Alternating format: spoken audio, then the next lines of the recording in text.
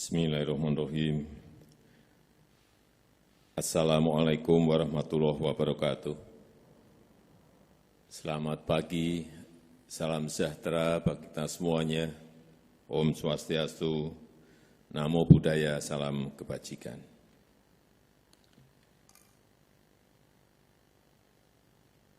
Yang saya hormati Wakil Ketua Badan Pemeriksa Keuangan Republik Indonesia, beserta seluruh jajaran. Yang saya hormati para Menteri Kabinet Indonesia Maju, hadir bersama kita Menko Polhukam, Menko Perekonomian, Menteri Sekretaris Negara, dan Menteri Keuangan yang hadir secara virtual. Yang saya hormati Kepala BPKP, beserta seluruh jajaran yang hadir. Yang saya hormati Ketua KPK beserta seluruh jajaran. Yang saya hormati Jaksa Agung beserta para Kepala Kejaksaan Tinggi yang hadir secara virtual. Yang saya hormati jajaran TNI dan Polri, para gubernur, para bupati dan wali kota, hadirin dan undangan yang berbahagia. Pertama-tama, saya ingin tegaskan bahwa peran utama pengawasan adalah menjamin tercapainya tujuan. Menjamin tercapainya tujuan pemerintah, menjamin tercapainya tujuan program, menjamin tercapainya tujuan belanja anggaran secara akuntabel, efektif, dan efisien. Mengikuti prosedur itu penting, ya, penting. Tetapi jauh lebih penting adalah tercapainya target yang telah ditetapkan. Sekali lagi juga ini harus secara akuntabel, efektif, dan efisien. Yang ditunggu-tunggu oleh rakyat itu adalah hasilnya. Ini yang banyak sering kita lupa. Sekali lagi, yang ditunggu oleh rakyat itu adalah hasilnya. Yang ditunggu oleh rakyat itu adalah manfaat dari setiap rupiah yang dibelanjakan oleh pemerintah. Dan pengawasan harus menjamin tidak ada serupiah pun yang salah sasaran. Tidak ada yang disalahgunakan, apalagi dikorupsi. Berkali-kali saya sampaikan, saya tidak akan memberikan toleransi sedikit pun terhadap adanya penyelewengan anggaran. Apalagi di saat kita seperti sekarang ini, semuanya harus dihemat dalam rangka menghadapi pandemi. Di saat kita semuanya sedang bekerja keras untuk mempercepat pemulihan kesehatan dan pemulihan ekonomi. Bapak Ibu yang saya hormati, tahun 2021 adalah tahun percepatan pemulihan ekonomi nasional. Kemarin kalau kita lihat di kuartal pertama, ekonomi kita tumbuh di masih minus 0,74. Target kita di kuartal kedua melompat menjadi kurang lebih 7%. Bukan sesuatu yang mudah, bukan sesuatu yang gampang. Oleh sebab itu, seperti tadi disampaikan oleh Bapak Ketua BPKP, orkestrasinya ini harus betul-betul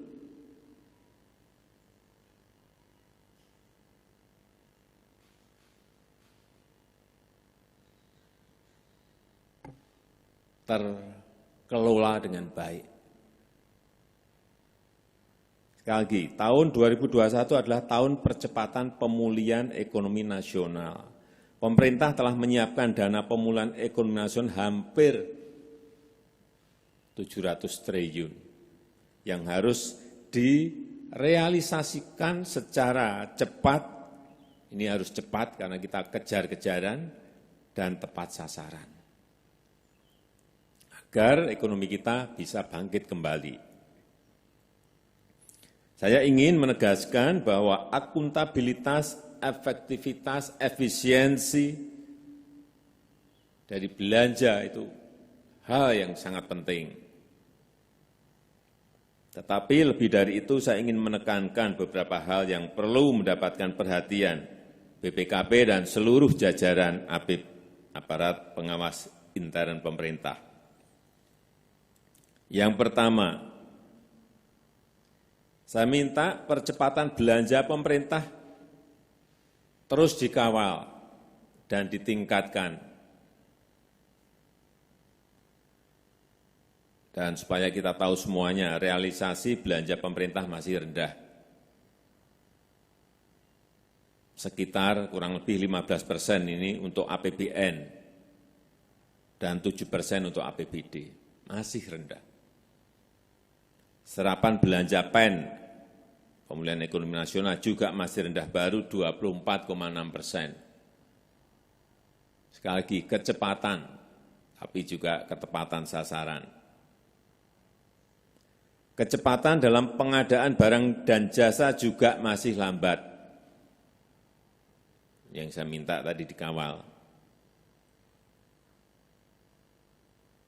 Pada kuartal pertama, realisasi pengadaan barang dan jasa dari kementerian lembaga baru sekitar 10,98%. 10,98%. Kemudian pengadaan barang dan jasa untuk pemerintah daerah masih kurang dari 5%. Yang terus harus diikuti dan dikawal, dibantu. Karena itu saya minta BPKP dan seluruh aparat pengawas intern pemerintah melihat betul, mencari penyebab lambatnya realisasi belanja ini. Ini ada apa? Memberikan solusi, carikan solusinya. Menawarkan jalan keluar untuk mengatasi masalah ini. Ini tugas dalam mengawal belanja tadi.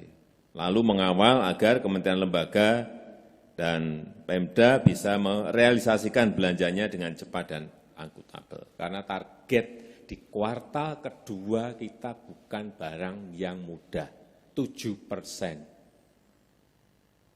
Dari bayangkan minus 0,74 melompat ke 7%. Tapi saya meyakini insya Allah kalau semuanya bekerja keras, belanja segera dikeluarkan, realisasinya,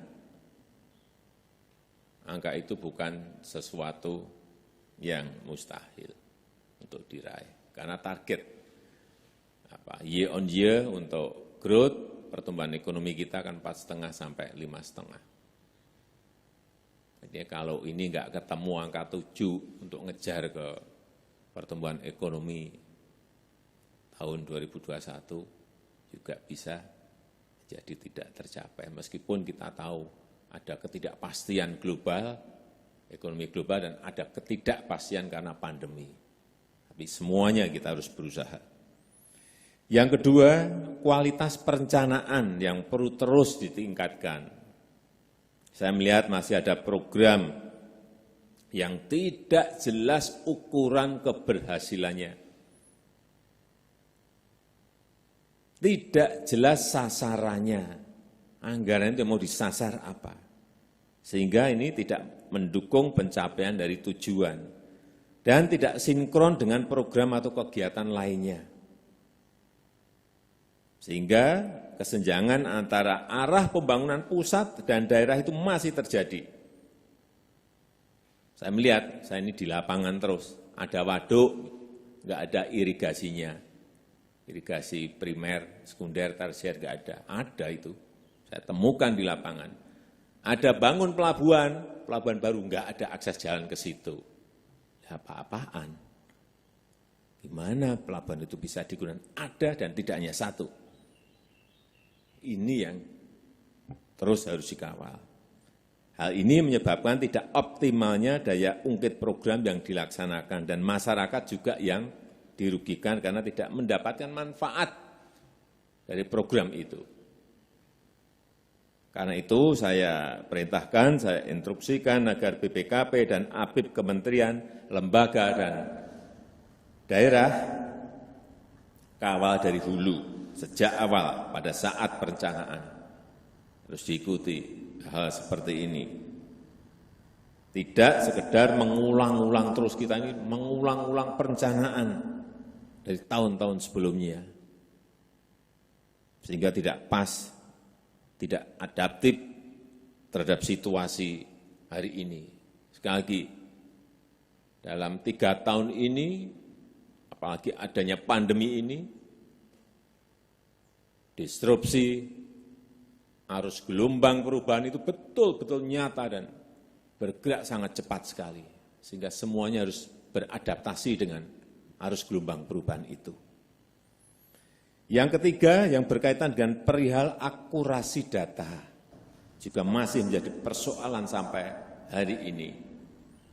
Dampaknya kemana-mana.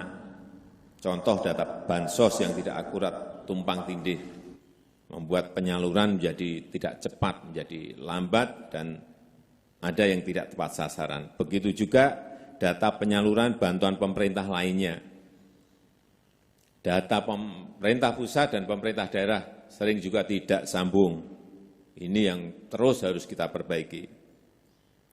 Dan BPKP harus membantu mengawal peningkatan kualitas data yang dikelola pemerintah, kawal integrasi, kawal sinkronisasi basis data antar program untuk meningkatkan keandalan data, manfaatkan laboratorium data forensik dan data analitik yang dimiliki BPKP. BPKP kan memiliki ini. Gunakan, manfaatkan. Bapak Ibu yang saya hormati, efektivitas pengawasan intern membutuhkan komitmen dan manajemen yang baik. Karena itu semua rekomendasi harus ditindaklanjuti. Jangan berhenti hanya direkomendasi saja, tuntaskan sampai ke akar masalah. Sehingga tidak terjadi masalah yang sama di tahun berikutnya. Diulang-ulang, sudah tahu salah, diulang-ulang terus setiap tahun. Saya tekankan pada Bapak Ibu,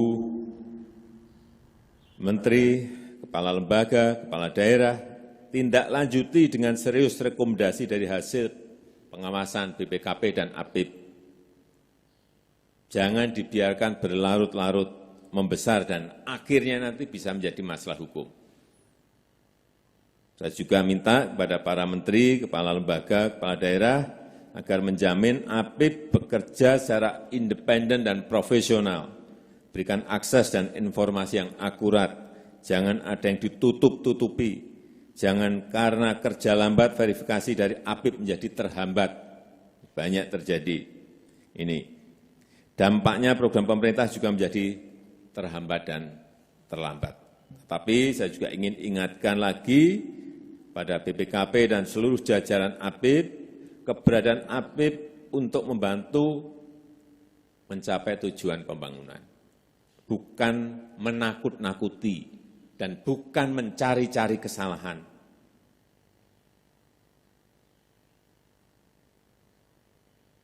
Seluruh jajaran pengawas intern pemerintah harus paham mengenai ini. Jangan menunggu bertindak setelah ada kejadian, setelah terjadi kesalahan. Di masa sulit seperti sekarang ini, kita perlu bekerja cepat, perkuat sinergi, perkuat kolaborasi, perkuat check and balances, saling bekerja sama, saling koreksi, saling memperbaiki, agar program-program pemerintah berjalan efektif, masyarakat mendapatkan manfaat sebesar-besarnya, bangsa kita bisa segera bangkit dari pandemi. Saya rasa itu yang bisa saya sampaikan pada kesempatan yang baik ini, dan dengan mengucap Bismillahirrahmanirrahim, Rapat Koordinasi Nasional Pengawasan Intern Pemerintah tahun 2021 saya nyatakan dibuka. Terima kasih. Wassalamualaikum warahmatullahi wabarakatuh.